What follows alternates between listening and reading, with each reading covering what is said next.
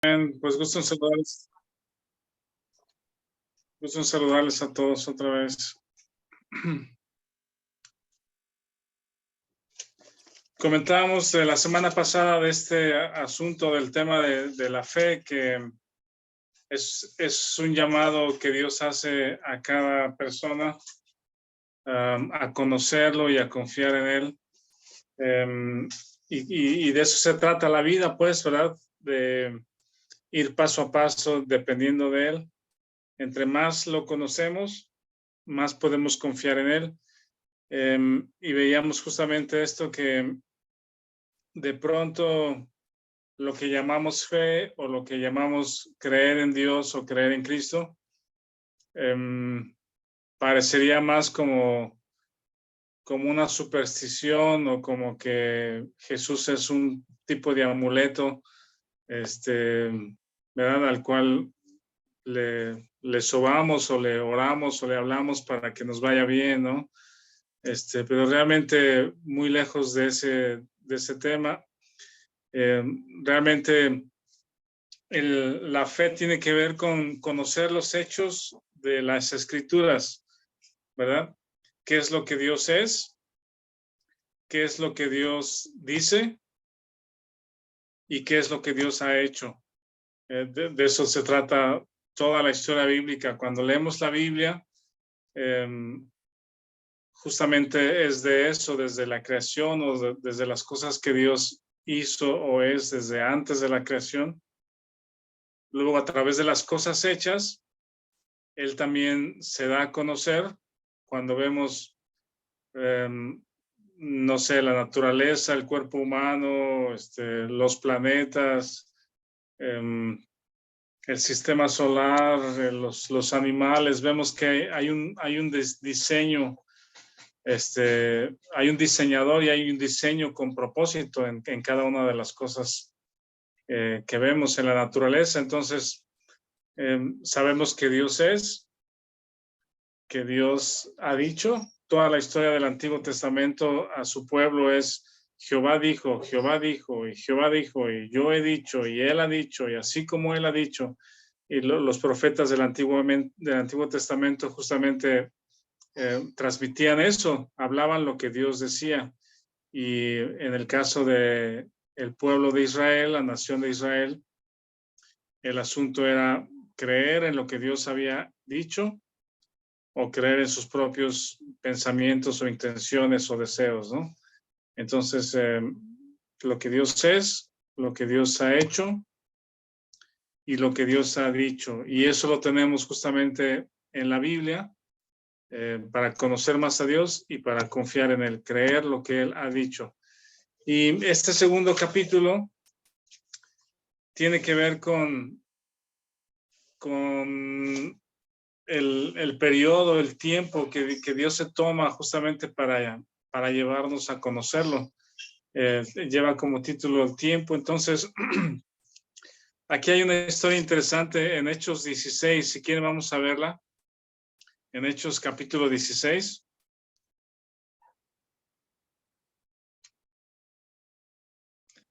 Es la historia del inicio de una iglesia que se llama, o más bien que está ubicada, o que estuvo ubicada en la ciudad de Filipo. Hechos 16.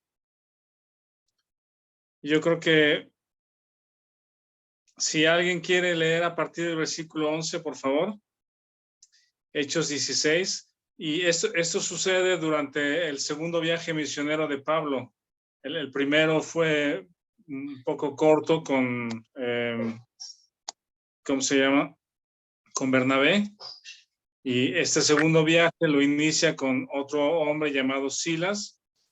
Y si se dan cuenta en la narración, que habla en la primera persona de plural, Lucas, que escribe el libro de Hechos, también está en ese viaje. Entonces, si quieren, alguien lea del versículo 11, Hechos 16, 11. Está un poco largo, pero está muy interesante, hasta el 40. Sí, Zarpando pues, adelante. zarpando pues de Troas, vinimos con rumbo directo a Samotracia y el día siguiente a Neápolis y de allí a Filipos, que es la primera ciudad de la provincia de Macedonia y una colonia. Y estuvimos en aquella ciudad algunos días.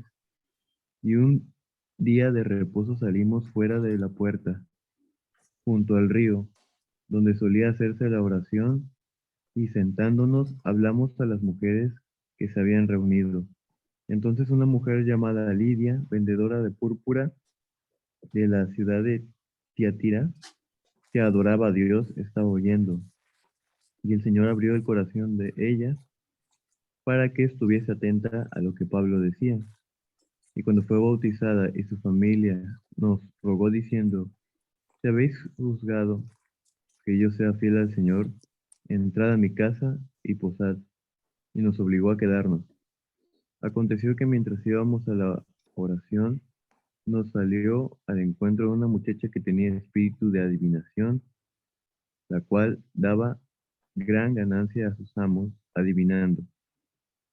Esta, siguiendo a Pablo y a nosotros, daba voces, diciendo, estos hombres son siervos del Dios Altísimo, quienes os anuncian que el camino de salvación. Y esto lo hacía por muchos días, más desagradando a Pablo. Este se volvió y dijo al Espíritu, te mando en el nombre de Jesucristo que salgas de ella. Y salió en aquella misma hora.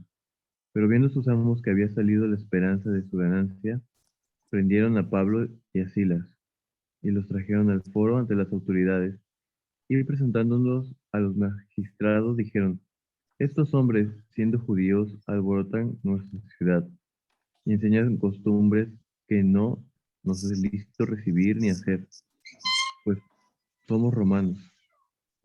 Y se agolpó el pueblo contra ellos, y los magistrados, rasgándoles las ropas, ordenaron azotarles con varas.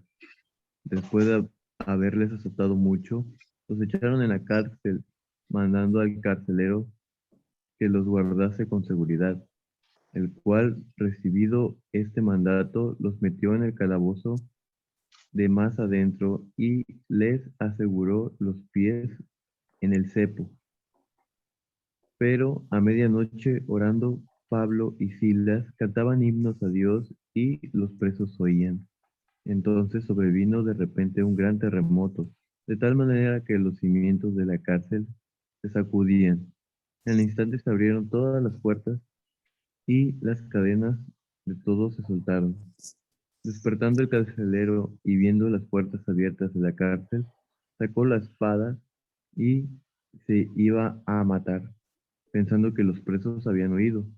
Mas Pablo clamó a gran voz diciendo, no te hagas ningún mal, pues todos estamos aquí. Él entonces, pidiendo luz, se precipitó adentro y temblando, se postró a los pies de Pablo y de Silas, y sacándolos les dijo, señores, ¿qué debo de hacer para ser salvo?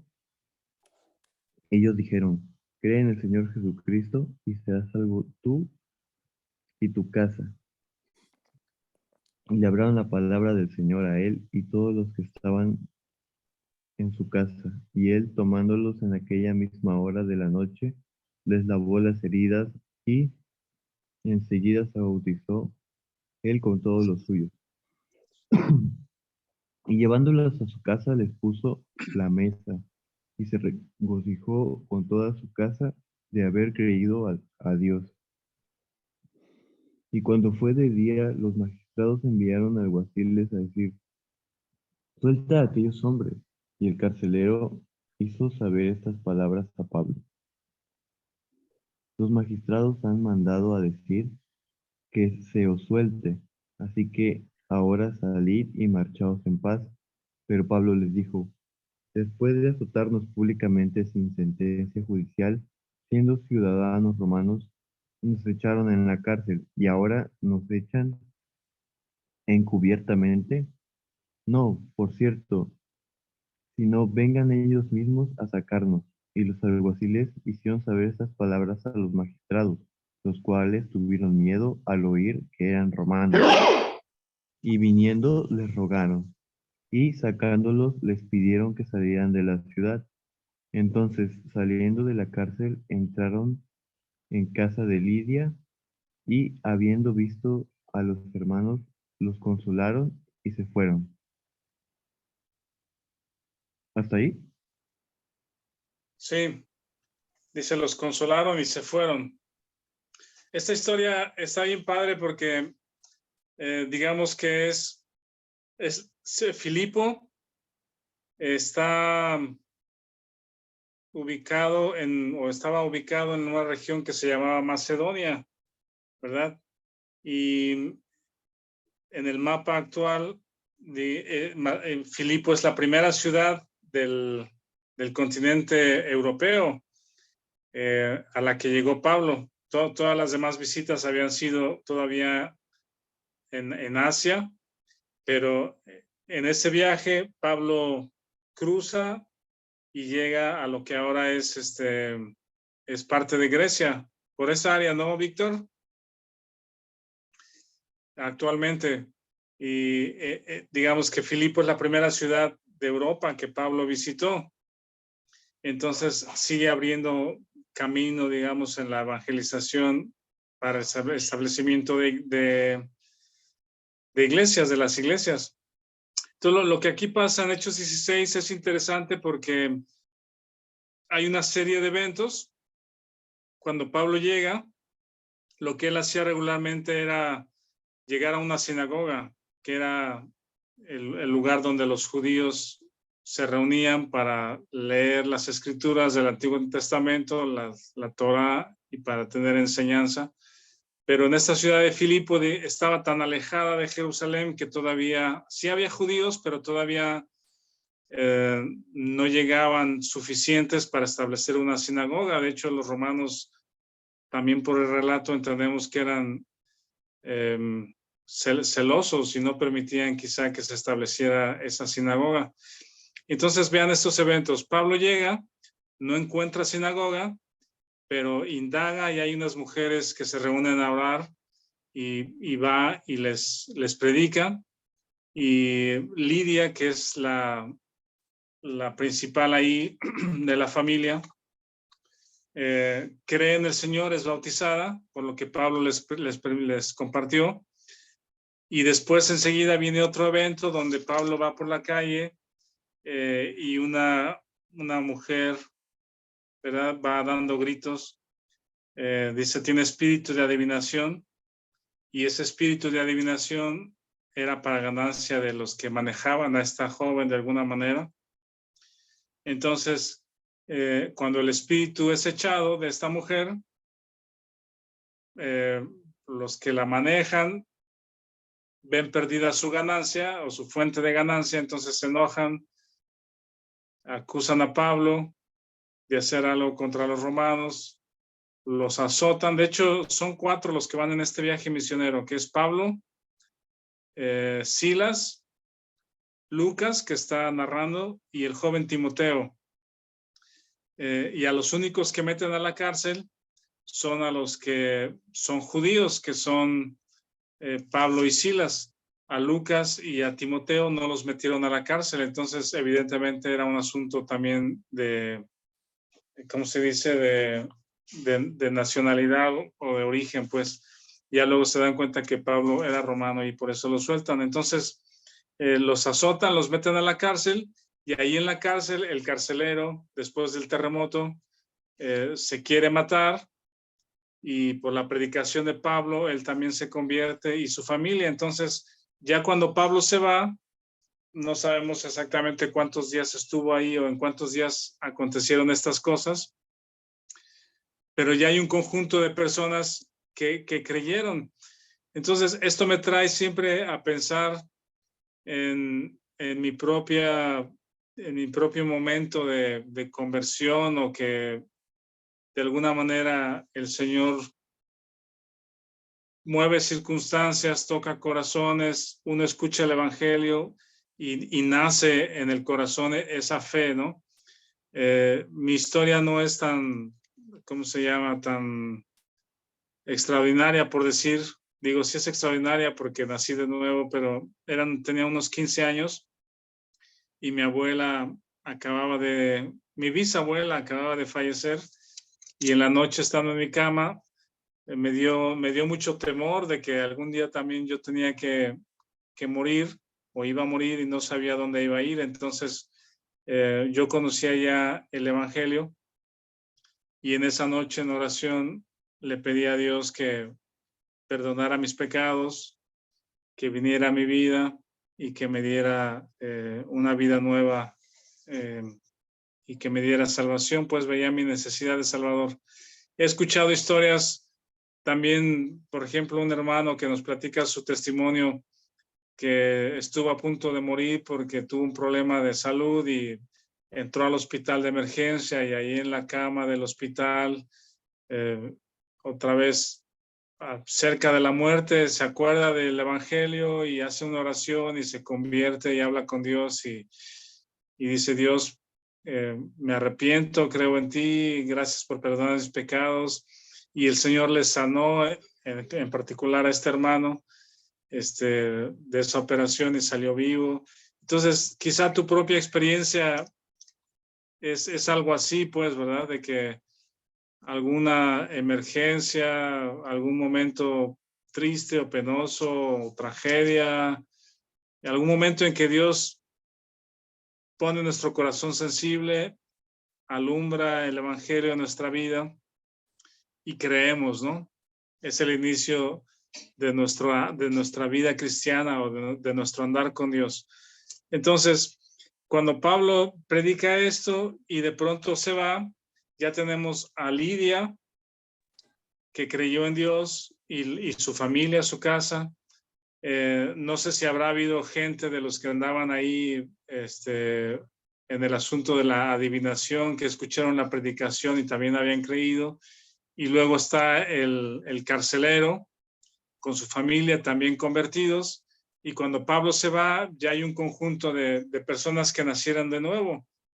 Y de hecho, parece que Lucas se queda ahí en Filipo mientras Pablo se va y avanza a la siguiente ciudad. Lucas se queda en la ciudad para alentar, enseñar a los creyentes, ¿no? Ahora vean Filipenses 1:6. ¿Alguien lea el libro de Filipenses 1:6, que es la carta que Pablo escribe tiempo después a aquellos hermanos? Entonces podemos tener en mente a Lidia, su familia, quizá alguien de los que andaban ahí en el asunto de la adivinación, o quizá la misma chica que tenía espíritu de adivinación, el carcelero y su familia, ¿no? Y quizá ya algunos otros ahí junto con ellos. Entonces Pablo les escribe una carta y les dice esto en el versículo 6, 1:6, si alguien lo quiere leer. Tengo, Rafa. Dice: Adelante. Estando persuadido de esto, que el que comenzó en vosotros la buena obra, la perfeccionará hasta el día de Jesucristo. Este versículo es muy bueno porque, teniendo esta historia en mente de la conversión de Lidia y el carcelero, sus familias y algunos otros, Pablo les escribe, y yo entiendo que Pablo tiene en mente esta historia de Hechos 16, y les dice: el que comenzó en vosotros la buena obra, ¿verdad? La conversión, o el llegar a sus corazones, a sus vidas con el Evangelio, dice, él mismo la perfeccionará hasta el día de Jesucristo. De eso trata este segundo capítulo, el tiempo. ¿Sí? El Señor Jesucristo prometió regresar, y estamos en tiempos, todos los creyentes piensan que estamos en los tiempos finales, cuando la última promesa o la última profecía que está por cumplirse es la venida de Jesucristo. el regresar, como se fue en el libro de Hechos, regresar y tomar a la iglesia. Ese es el día de Jesucristo. Entonces, mientras tanto, si tú recuerdas el día de tu conversión, cómo Dios te llevó a través de situaciones de quebranto, tragedia, dolor, necesidad, a que lo conocieras, y hasta el día de hoy, no sé cuántos años han pasado en tu caso, pero el tema es que Dios se toma su tiempo para moldearnos y hacernos madurar, hacer que le conozcamos. Dios no tiene prisa. Entonces, si leemos acá en el texto,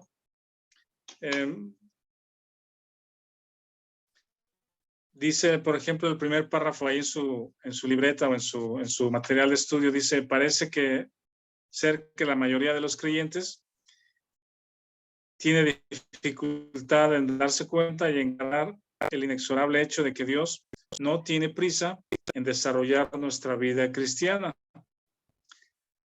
Él está trabajando desde la que no está en progreso a menos que estén avanzando rápido y constantemente. Ahora, es verdad que el nuevo convertido a veces comienza y continúa por algún tiempo a paso veloz. Es decir, hay muchos cambios en los primeros meses o días o semanas de nuestra conversión. Hay muchos cambios en rutinas, en que tenemos la Biblia y queremos leer, la gente que conocemos en las iglesias que nos ayudan o son de edificación o nos alientan. Hay muchas cosas nuevas en nuestro iniciar en la vida cristiana. Y dice luego el texto, pero eso no continuará así si es que habrá crecimiento saludable y a la larga madurez. Dios mismo modificará la marcha. Es importante observar esto, ya que en la mayoría de los casos, cuando la aparente declinación comienza, no es, como muchos piensan, un asunto de ir resbalándose hacia atrás. Hay un momento que yo le llamo en que lo nuevo ya no es nuevo, ¿verdad? Si les ha sucedido en algún momento cuando compran un carro nuevo, una sala nueva, ese aroma o ese olor de un carro nuevo es muy particular. La tela o el material con que está hecho el carro, entras al carro nuevo y está rico, pues, ¿no? Te da mucho gusto cuando llegas al carro nuevo, pero en algún momento ni te das cuenta y ese olor o ese aroma desaparece, ¿no? El carro deja de ser nuevo en algún tiempo y empieza a deteriorarse. La vida cristiana, hay un momento en que lo nuevo deja de ser nuevo. La Biblia, el amor por la Biblia, el deseo por reunirte, por aprender más, por tener tiempo para orar.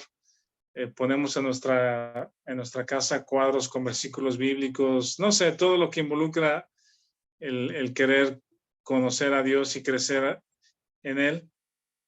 De repente eso pasa y nos damos cuenta, hay un momento de reflexión en que ya no tengo esa emoción de al principio, ¿verdad? Ya no tengo ese entusiasmo de lo que tenía al principio.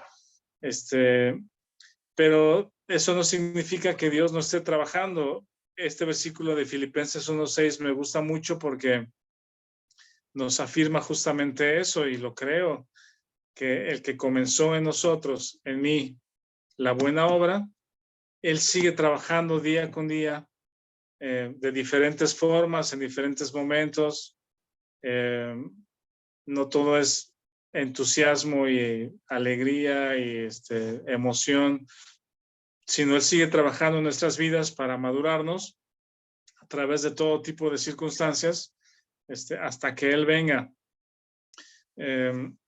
También me recuerda a este versículo, en algunas ocasiones, cuando se descompone algún aparato electrónico o las televisiones, según, no sé si se acuerdan ustedes que había talleres ahí de televisores o de radios, ¿no? Y llegabas a llevar tu aparato y el que los arregla tiene cientos de aparatos ahí abiertos y arrumbados atrás, ¿no? Y como que cuándo los va a arreglar o cuándo va a venir la gente para recoger sus radios, y parecería como que es un trabajo interminable, ¿no? Que ya no pudo hacer nada y ahí están arrumbados, a lo mejor sirven algunas piezas. Entonces realmente Dios no es así, ¿verdad? En nuestras vidas, Dios no es que nos alcanzó, nos convertimos y luego se olvida de nosotros y estamos ahí arrumbados, luchando solos contra las circunstancias y tratando de crecer y de aprender. La realidad es de que no. ¿Algún comentario o alguna reflexión hasta aquí? ¿Algún comentario que tengan, por favor? Muy interesante eso de que lo que comenta Rafa, que sí, que hay como una rampa, ¿no? De cuando uno conoce al Señor y digamos que entre comillas se quiere comer al mundo, ¿no? Pero luego empieza ya a estandarizarse la vida y a veces uno piensa que está fracasando, ¿no? Pero pues entender eso, ¿verdad? Que Dios no tiene prisa. Irnos moldeando poco a poco, pues. Sí, Dios no tiene prisa. Sí, algo también que me, con lo que coincido con lo que menciona Rafa, muchas veces cuando hacemos propósitos, a veces en Año Nuevo, empezamos muy energéticos y queremos hacer muchas promesas, queremos comernos el siguiente año y después de 2 meses empezamos a recortar algunas de esas promesas y creo que, pues sí, creo que es importante algo que tú mencionas, que no hay prisa, hay que tratar de recordar que pues más vale ser constantes con algo pequeño y dejarlo crecer, que eso crezca y no al revés, quererlo poner al inicio grande y luego tenerlo que recortar porque no cabe, ¿no? Como comprar una sala porque está muy bonita y llega uno a su casa y no cabe ni por la puerta. No sé si les ha pasado que quiere comprar unos muebles muy grandes porque en la tienda hay mucho espacio y ve uno los muebles grandes muy bonitos y llega uno con el metro y los mide y dices, ay, no, se me hace que este de plano ni siquiera entra. Sí, correcto. Así es, Javier. Sí, sí, La, Manolo. la diferencia, totalmente de acuerdo con lo que dicen los compañeros, pero en este caso la obra la hace el Espíritu Santo. Entonces, si el que, tomando el ejemplo de Javier, si el que compra los muebles en mi casa es el Espíritu Santo, Ah, bueno, sí, siempre siempre van a caber, ¿sí? así Y no es. importa qué tan chica sea mi casa, porque en mi caso particular, mi casa es muy chica para la obra de Dios, pero el que hace la buena obra es Él, y Él la va a hacer tan grande como sea necesaria para que los muebles quepan. No es en mis fuerzas nunca voy a poder, en Él siempre. Entonces, la casa siempre va a ser chica, siguiendo con la analogía, pero Él se Sí. va a encargar de que quepa lo adecuado para lo que Él quiere. Porque pues Rafa decías, el olor a cosas nuevas, pues ¿qué es eso, Rafa? Es mi único reclamo, pues, pero no, el espíritu hace la obra y siempre van a caber los muebles. Sí, de acuerdo. Buen punto. Rafa. ¿Alguien más? Sí. Sí, yo, Rafa. Adelante, Víctor. Sí, mira, aquí yo me he puesto, digo, no soy muy longevo yo en la fe, llevo apenas 12 años, pero tampoco a lo mejor estoy recién nacido, ¿no? O sea, como que a través de estos 12 años he entendido, pues, el haber llegado a ser hijo de Dios, el haber entendido que antes no era hijo de Dios y que ahora sí. O sea, todo este tipo de cosas, creo que la madurez te la va dando. Y a veces podríamos confundir ¿cómo lo menciona aquí el material? El material dice, continúa por algún tiempo a paso veloz, dice, pero esto no continuará así si es que así si es que habrá crecimiento saludable a la larga madurez y que Dios mismo modificará la marcha. Tiene razón, todos cuando empezamos y cuando entendemos el evangelio queremos comernos el mundo y queremos decirles a todos lo que Dios ha hecho en nuestras vidas, esa como ganas pues de que todo el mundo llegue a conocerlo, ¿no? Y a ver ese gran regalo que es la salvación, porque antes todos creemos que estamos salvados y nos damos cuenta que no es así hasta que verdaderamente nacemos de nuevo. Entonces, aquí a lo mejor una como invitación es a no confundir ese ímpetu y después que por el hecho de decir, no, sí, Dios es el que da el crecimiento y Dios es el que hace las cosas y que nosotros también de alguna manera nos volvemos relajados y a veces llegamos a perder eso que se llama el primer amor.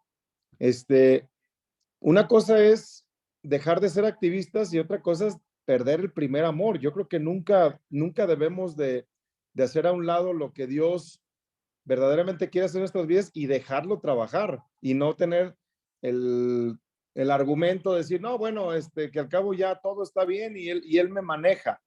Bueno, efectivamente, él nos maneja, pero hay que dejarlo que nos maneje y no quedarnos en un estado de confort, porque aquí, claro que nunca vamos a, una vez que hemos sido o llegado a ser hijos de él, pues claro que nunca vamos a dejar de ser sus hijos, pero no hay que perder esa gran oportunidad de estar gozándonos y sirviéndole a él por el gozo de servirle, por ese fruto de salvación. No sé si están de acuerdo. O como dice el doctor José Eduardo, que le estorbamos al Espíritu Santo. Sí, nuestra carne estorbando al Espíritu Santo, Vic. no, y no, yo no creo que sea estorbar, pero más bien nos estorbamos a nosotros de que el Espíritu Santo haga a nosotros lo ideal, que aparte es ideal para nosotros, pues nosotros no le vamos a ayudar a Dios. Nosotros mismos nos ponemos zancadilla, pues. Sí, veíamos la semana pasada el texto de Colosenses 2:6, que es de la manera que habéis recibido al Señor Jesucristo, andad en él. Entonces, un momento es el momento de la conversión o de conocer a Dios, y otro momento o el periodo de andar en él. Entonces, en ese andar es donde a veces perdemos la visión o la fuerza y cambiamos la fuerza del impulso. Si Él nos hizo nacer de nuevo, Él es el que tiene que darnos el crecimiento, y a veces cambiamos y pensamos que soy yo el que tengo que agradar a Dios. ¿Qué hago yo para agradar a Dios? Y ahí eso es el punto donde Dios se toma el tiempo para hacernos entender que no soy yo, sino Él es el que tiene que darnos el crecimiento, Él es el que produce el fruto a nosotros.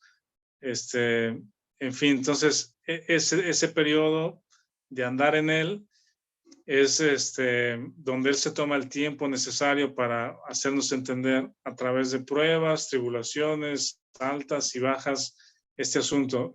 Juanjo, ¿quieres comentar algo?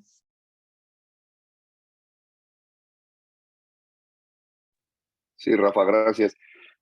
Más bien es una pregunta. ¿Deberíamos de entender esta formación y este crecimiento que tiene un propósito en particular, un propósito diferente al ser nuestra salvación y obviamente nacer de nuevo y que pues seamos transformados, pero deberíamos de entender que también hay algo ahí, que hay un propósito que también debemos de cumplir, o sí, un propósito, pues una misión, ¿no? Que tenemos que hacer aquí, digo, que tengamos que realizar, que tengamos que cumplir, que tengamos que ser formados para algo. Digo que todos, o sea, yo entiendo que debemos de, al momento de ser transformados, pues empezamos a dar fruto, ¿no? Y empezamos pues a cumplir lo que nos dicta el Evangelio, ¿no? Lo que nos dicta la palabra de Dios, pero no sé si realmente tengamos que ir avanzando en nuestra vida tratando de alcanzar ese propósito, o es como vivir de la manera en como el Evangelio nos dice y dejar que Dios nos lleve a donde nos tenga que llevar. Sí, si entendí, el propósito es formarnos a la imagen de su Hijo, o formar a su Hijo en nosotros. Y por eso toma tiempo, porque a veces nos resistimos, ¿verdad? O no confiamos, pero justamente cuando nacemos de nuevo, bien pudiera Dios llevarnos, pues, o sea, ya eres salvo, llevámonos, ¿no? Pero realmente el propósito, creo, bueno, lo dice Romanos, para mantenernos aquí en ese proceso de madurez es justamente para formar a Cristo en nosotros, para que lo que Cristo es, o las características de Cristo, el carácter de Cristo más bien, sea formado en nosotros. Entonces cada vez vemos más a Cristo en Juanjo y menos a Juanjo, ¿verdad? Ese es el proceso. Hay menos Rafael y más él, menos Rafael y más él. Y no nos damos cuenta realmente, ¿cómo se llama? En el día a día, pero las personas que alrededor nos ven son los que perciben, ¿verdad? Lo egoísta que soy, lo centrado en mí mismo, lo grosero, lo mal portado, no sé, ¿verdad? Y al mismo tiempo, cuando Dios está formando a Cristo en nosotros, las personas cercanas son las que ven a Cristo en nosotros, y de pronto pudieran incluso comentar, oye, hace mucho que no te molestas por algo que te molestabas muy fácilmente antes, ¿no? Y ahora te veo muy tranquilo, te veo muy en paz, con un amor a tus hijos o a tu esposa que antes no se percibía tanto, no sé, cosas como esas, ¿verdad? Tú no estás tan consciente porque tú estás confiando, estás en el proceso de ser formado, pero las personas alrededor, y creo que ese propósito de formar a Cristo en nosotros también alcanza a la vida de otros, toca la vida de otros alrededor, ¿no? Sí. No sé si contesté la pregunta o la... Sí, como que al final, como que yo también me la contesté, digo, pero sí lo entiendo. Digo, que el propósito probablemente está basado en nosotros, pero al final del día, de todas maneras, ese propósito va a ser rendir frutos, ¿no? Automáticamente vas a empezar a rendir frutos de una u otra Sí. manera. Sí, Sí, exactamente. Sí, exacto. gracias, Rafa. Aquí en el material menciona, sí, de nada, menciona muy lentamente, rápidamente a Moisés, pero la historia de Moisés, él estuvo unos 40 años siendo, digamos que, perteneciendo a la familia o a la familia de Faraón, ¿verdad? Que en ese momento era el imperio más poderoso en Egipto, en el mundo, con todos los desarrollos de sabiduría, conocimiento, guerra, construcción, pero paganos, idólatras, ¿verdad? El faraón mismo se consideraba un dios, y los gatos y no sé, y en ese ambiente de conocimiento y de fortaleza individual creció Moisés. Entonces, cuando él pretendió ayudar o liberar a los israelitas que estaban como esclavos en Egipto, entendió que era su pueblo, acabó como un asesino y huyendo de Egipto, ¿verdad? A los 40 años, cuando tenía todas las herramientas de conocimiento, de impulso, de fuerza en sí mismo, acabó huyendo como asesino. Pasaron 40 años allá en el desierto con las ovejas, se volvió tartamudo, ya no podía hablar, y cuando Dios le llama y le dice, ven, voy a liberar al pueblo de Egipto, Moisés tartamudeando dice, mejor manda a mi hermano, yo qué voy a decirle al faraón. Perdió toda la confianza en sí mismo, ¿verdad? En esos 40 años, en los segundos 40 años, pero justamente ese era el instrumento que Dios podía usar y que Dios quería usar, un Moisés no dependiendo en sí mismo, en su fortaleza, conocimiento, estrategia, sabiduría, lo que sea, Y así fue como en Moisés Dios mostró su fortaleza para liberar al pueblo de Israel de Egipto. Y Pablo también tiene una historia parecida, pues, de que Pablo se convirtió después de ser un fariseo, también con mucho entusiasmo para perseguir a los cristianos, y él fue la extensión de los religiosos para perseguir a los cristianos en las diferentes ciudades, y los apresaba y los traía a la cárcel, con mucha fuerza, pues, con mucho impulso, muchas energías. Pero en su primer año de cristiano nadie lo quería. En sus primeros días de creyente, cuando se convirtió, nadie lo quería. Los judíos lo querían matar, los gentiles lo querían matar, la iglesia no lo aceptaba porque decía, es Pablo el que persigue a los cristianos, ¿no? ¿Quién sabe si nos va a perseguir también? Entonces Dios tuvo que trabajar en su corazón también por lo menos 3 años, de tenerlo sin hacer nada relevante. Y creo que esos tiempos, en el tiempo de Moisés fueron 40 años, en Pablo quizá 3.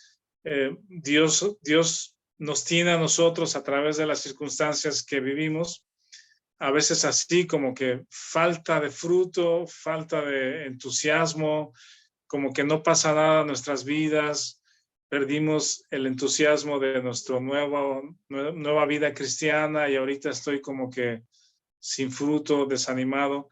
Incluso en esos, o más bien usando esos momentos, es donde Dios nos da a entender que no es en nuestras fuerzas, que Él está trabajando y que debemos de depender en Él para la vida cristiana. Aquí hay otro párrafo que quiero leer para ir avanzando. Es el 1, 2, 3, es el cuarto párrafo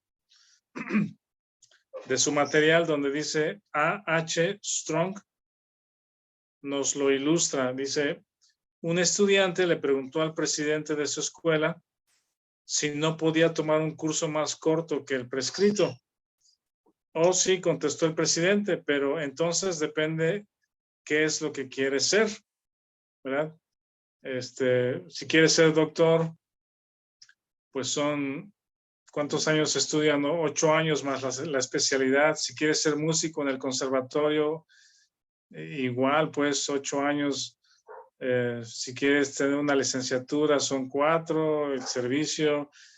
Pero si quieres un curso rápido, pues de 6 meses, pues va a ser equivalente a lo que vayas a hacer, qué es lo que quieres ser, ¿verdad? Entonces, dice, cuando Dios quiere hacer un roble, se toma 100 años, pero cuando quiere hacer una calabaza, se toma 6 meses. Strong apunta sabiamente también que el crecimiento no es algo uniforme en los árboles, y no lo es tampoco en el cristiano. Además, unos pocos meses, en pocos meses hay más crecimiento que en todo el año. Durante el resto del año, sin embargo, hay solidificación, sin la cual la vida verde, el árbol verde será inútil. El periodo de crecimiento rápido, cuando la fibra leñosa es depositada entre la corteza y el tronco, toma tan solo de 4 a 6 semanas en mayo, junio y julio. Algo que también tiene que ver con este crecimiento es el compararnos con otros, ¿verdad? Sucede en la vida normal cuando a mis 40 años veo que no he hecho varias cosas, y otra persona a sus 40 años ya tiene 3 empresas, compró una casa nueva, sus hijos ya son grandes y están en la universidad, y yo a mis 40 todavía anduve así como que, no, esas comparaciones también no son buenas, porque no estás viendo tu propio camino, el paso al que vas. Yo creo que sí podemos aprender de otros, pero en la vida cristiana también nos afecta cuando nos comparamos con otros creyentes que a lo mejor en su juventud avanzaron rápido y crecen y son muy entusiastas, o ganan almas, o su vida va muy bien. No sé, pero Dios lleva a cada persona a su propio ritmo, entonces el compararnos con otros no es bueno. Y aquí viene un tema interesante: cuando estamos en esa etapa de flaqueo, o de duda, o de pérdida de entusiasmo, el peligro que corremos es querer volver a experimentar aquellos días de cristiano, de creyente inicial, pues de primeros días o meses de nuestra vida cristiana. Y pensamos que a lo mejor a través de ciertas experiencias recuperar aquel entusiasmo que perdí. Yo sí creo que los jóvenes cuando van a campamentos, ¿verdad? Vamos a una conferencia donde hay mucha gente y muy interesante aprender cosas nuevas, o algún concierto de un cantante cristiano o testimonios de otros, o la misma reunión de los domingos, que a veces parece como muy monótona, ¿no? La reunión del domingo a veces es lo mismo de siempre, y pensamos que deberíamos de experimentar algo más en esas reuniones dominicales. Pero el riesgo es ese, de que pensar que nuestra vida cristiana depende de ese tipo de experiencias. Querer experiencias, querer situaciones donde me sienta animado, alentado. Yo creo que esas experiencias no son malas. Sí, yo creo que podemos aprender, los jóvenes que se vayan a campamentos o al retiro de Mazamitla o un concierto donde tenemos cierto aliento, pero eso tiene que regresarnos a la dependencia de Dios. Esos campamentos de jóvenes donde antes íbamos, pasamos el fin de semana, una semana fuera de casa y con juegos y cantos y cosas bien padres, ¿sí? Y hacemos eso de lo que decía Javier, propósitos de que ahora sí voy a obedecer a mis papás y voy a leer mi Biblia todos los días y voy a tener mi tiempo con Dios en oración y voy a ganar almas o voy a hacer esto o ya no voy a hacer esto o lo otro. Sí, a la semana después del campamento ya se nos olvidó todo y las mamás venían y decían, oye, el joven estuvo bien, muy bueno, pues cambió una semana después del campamento, pero ya pasaron 2 semanas y es el mismo rebelde de siempre, ¿no? Entonces, esas experiencias o momentos, aunque no son malos, pero no son la fuente de nuestra fortaleza diaria, ¿no? Nuestra fortaleza diaria, otra vez regresamos, es lo que Dios es, lo que Dios dijo, lo que Dios ha hecho, y ahí está mi fe.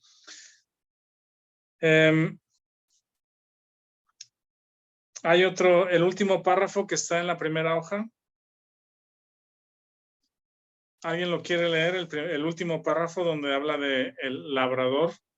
Este labrador que menciona aquí es ¿cómo se llama? Hay toda una historia respecto a esto, pero el escritor Miles Stanford hace una referencia, una comparación, que Dios es como un labrador, un perro labrador, que va, es muy entusiasta y él busca, pues, él va y busca, es como una persona que busca, un perro que busca. Luego nos podemos meter en esa comparación que hace, pero por eso le llama el labrador, ¿sí? Porque es Dios nos busca y nos encuentra y nos lleva, nos alienta, nos fortalece, ¿no? ¿Alguien quiere leer este último párrafo hasta la página siguiente? ¿Lo leo, Rafa? Adelante, sí, por favor, Víctor. El método del labrador para el verdadero crecimiento espiritual trae consigo dolor como trae gozo. Dijo de la primera hoja, ¿no? ¿Mande? Sí, en mi primera hoja está hasta abajo ese párrafo. En la página Estamos 4. en el tiempo. Página 4. Página 4 del tiempo. Página 4 del tiempo. El capítulo del tiempo. ¿Listo?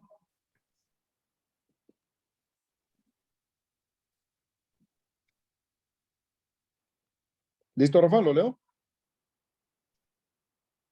Sí, adelante. Parece que se congeló Manolo. Pero adelante. Ok, lo comienzo a leer otra vez. El método del labrador para el verdadero crecimiento espiritual trae consigo dolor así como trae gozo, sufrimiento así como felicidad, fracaso así como éxito, inactividad así como servicio, muerte así como vida, la tentación de un atajo es especialmente fuerte, a menos que veamos el valor de y la sumisión a la necesidad del elemento tiempo es simple confianza descansando en sus manos, estando persuadido de esto, que Él comenzó en vosotros la buena obra, la perfeccionará hasta el día de Jesucristo. Hasta ahí lo termino.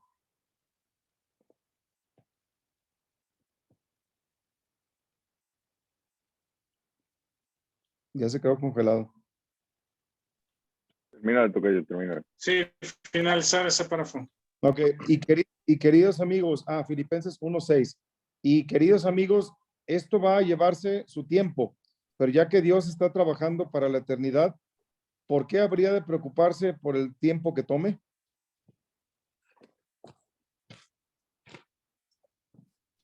Sí, exacto. Entonces, esto es muy alentador porque todos pasamos tiempos donde las cosas van bien, por ejemplo, en el trabajo, ¿no? Tenemos trabajo, tenemos ingresos y nos sentimos entusiasmados porque las cosas van bien y Dios está con nosotros y sentimos que Dios ha sido bueno con nosotros. Pero de repente hay rachas, por lo que sea, la economía o el trabajo o enfermedad, en que nos levantamos muy desanimados, no vemos cómo Dios vaya a proveernos lo que necesitamos o no vemos el panorama claro de la próxima semana, de lo que vaya a pasar. Hay periodos largos donde vemos a nuestros hijos crecer y de pronto nos damos cuenta de que ya no son niños, que ya en poco tiempo se van a ir y la vida cambia esa circunstancia. El trabajo cambia, el cuerpo envejece, ¿verdad? Las rodillas nos duelen, ya no vemos bien, nos cambiamos de ciudad, la economía del país es muy variable o no va bien. Los entornos siempre cambian, ¿verdad? Entonces, en todos esos momentos de dolor o de alegría, de entusiasmo o de falta de entusiasmo, Dios está allí, pues, ¿verdad? No solamente lo veamos en las cosas buenas o en el gozo y cuando va bien, sino en los momentos difíciles de dolor o de incertidumbre. Ahí está Dios y justamente son los momentos que Dios usa para llevarnos a depender de Él, a confiar. Y aquí les hago una pregunta. ¿Cuándo fue la última vez que te pusiste de rodillas para hablar con Él? ¿Verdad? En privado, tú y Él. El tema de ponerse de rodillas me gusta porque no es para que alguien nos vea necesariamente, pero es una actitud del corazón en muchos casos, ¿no? Es tú y Él. También yo creo que hablamos con Él cuando vamos manejando, cuando vamos corriendo, en todo momento hablamos con Él, pero ¿cuándo fue la última vez que tu corazón estaba tan dolido y necesitado? Un momento oscuro en que te pusiste de rodillas delante de Él. Yo creo que ese momento de hablar con Él de esa manera, Dios lo ama, Dios desea a su hijo, a su hija, allí con Él, dependiendo de Él, ¿no? Nos quedan 5 minutos, pero dice...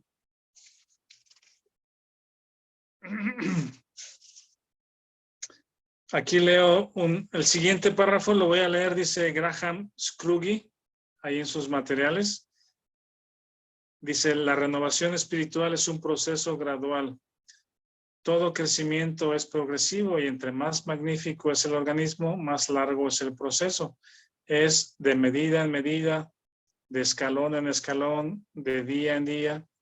¿Y cuán variados son? Hay grandes días, días de batallas decisivas, días de crisis en el historial espiritual, días de triunfo en el servicio cristiano, días donde la justa mano de Dios está sobre nosotros, pero también hay días ociosos, días aparentemente inútiles, cuando aún la oración o el servicio santo parecen una carga, ¿somos en sentido alguno renovados en esos días?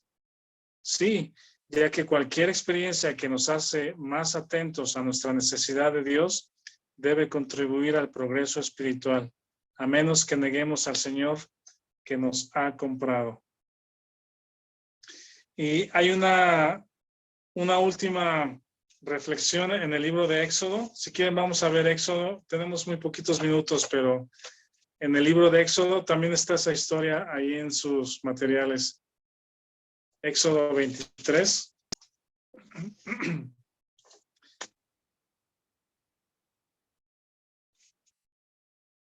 En Éxodo 23,